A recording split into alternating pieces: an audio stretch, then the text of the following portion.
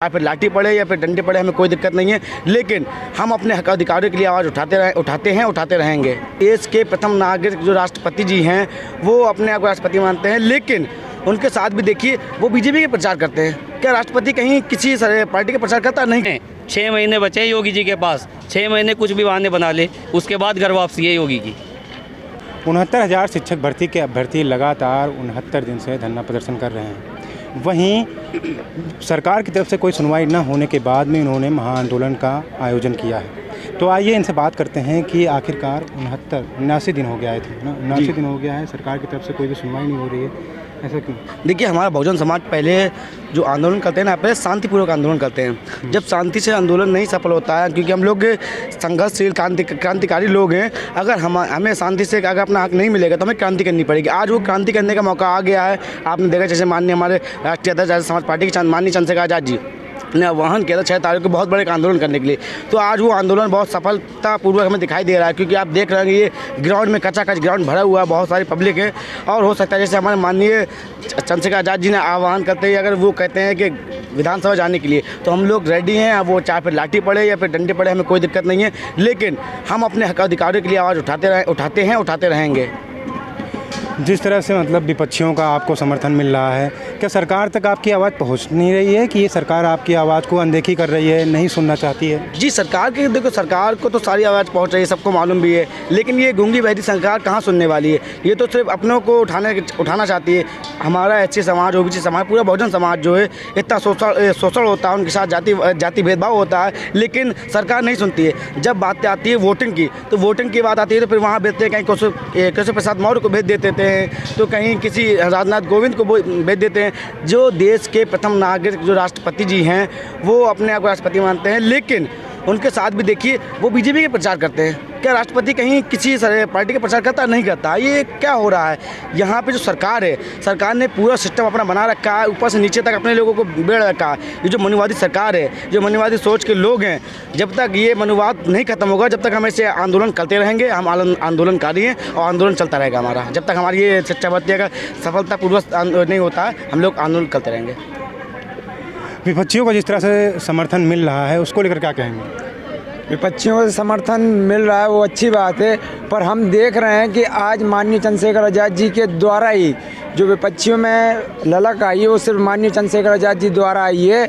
अभी तक आपको ज़्यादातर एक्टिव जो भी देख रहे हैं वो सिर्फ भीम आर्मी और आज़ाद समाज पार्टी का कार्यकर्ता देख रहे हैं, और अदर आप किसी को भी देख लीजिए, आपको विपक्षी सबसे कम देख रहे हैं। अगर आपको देखना भी, जिस तरह से मतलब 79 दिन से धरना प्रदर्शन चल रहा था, महाधरने का आंदोलन किया गया आज, तो ये अगर आवाज़ नहीं सुनी जाती है, जैसे जिस तरह से सरकार का रवैया है अभी तक नहीं सुना गया है, तो आगे क्या कार्रवाई करेंगे?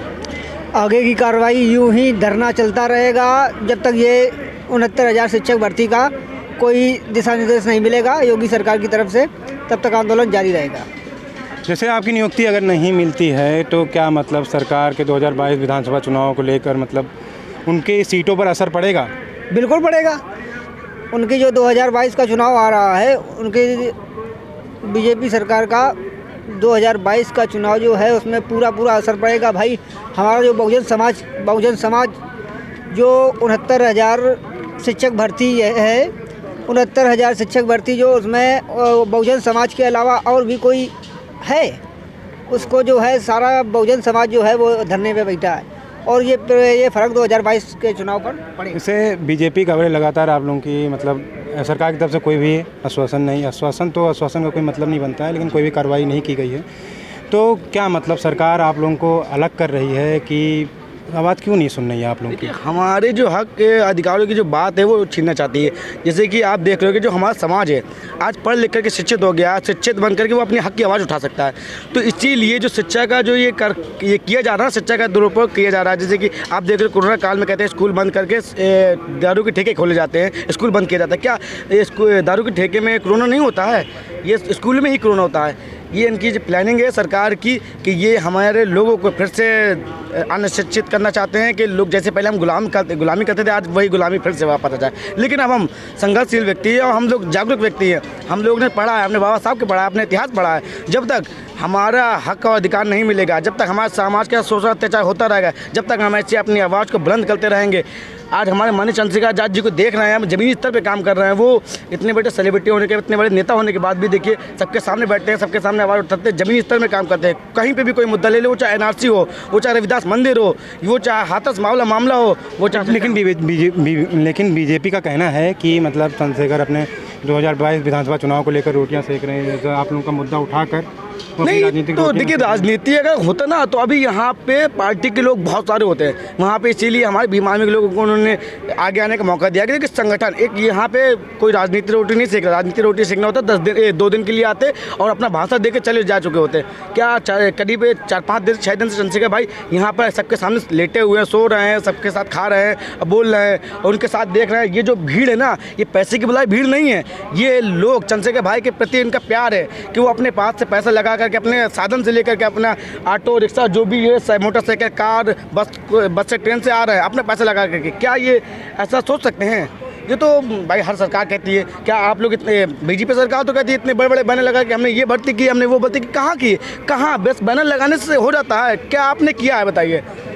ये 5 साल में आपने क्या किया है? एक हमें कोई अच्छी कमी। बीजेपी तो कहती है कि सबका साथ सबका विकास, तो लगातार नारे लगाए जा रहे हैं। कहाँ सबका साथ सबका विकास है? आप किसानों को देख लीजिए ना, किसान कितने सारे आंदोलन में बैठे हुए, कब से उनका 3 महीने से आंदोलन चल रहा, सॉरी 9 महीने से आंदोलन चल रहा है उनका। अब देखिए सच्चा भी सरकार तो बार बार काले करोड़ों के बजट पास करती है, किसानों के हित में बजट पास करती है।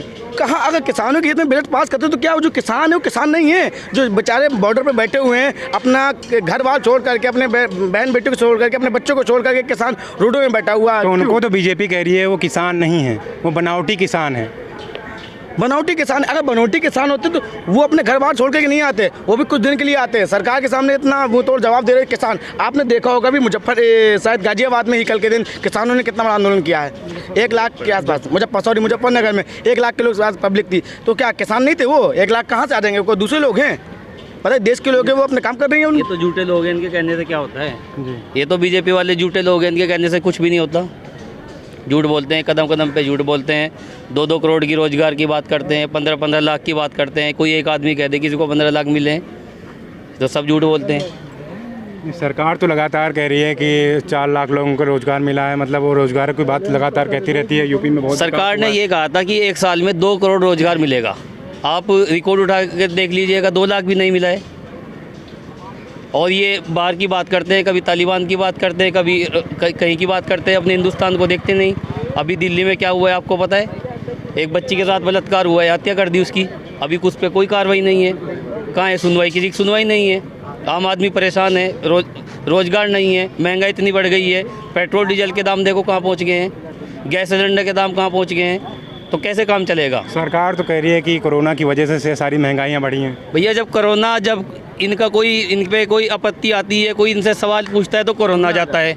जब इलेक्शन होते हैं, बिहार में इलेक्शन हुआ है, बंगाल में इलेक्शन हुआ है, तो तब कहाँ था कोरोना? इतनी भीड़ करी, रैली करी है, तब तो कोरोना ख़त्म हो जाता है। जब इनसे सवाल करते हैं तो कोरोना जाता है।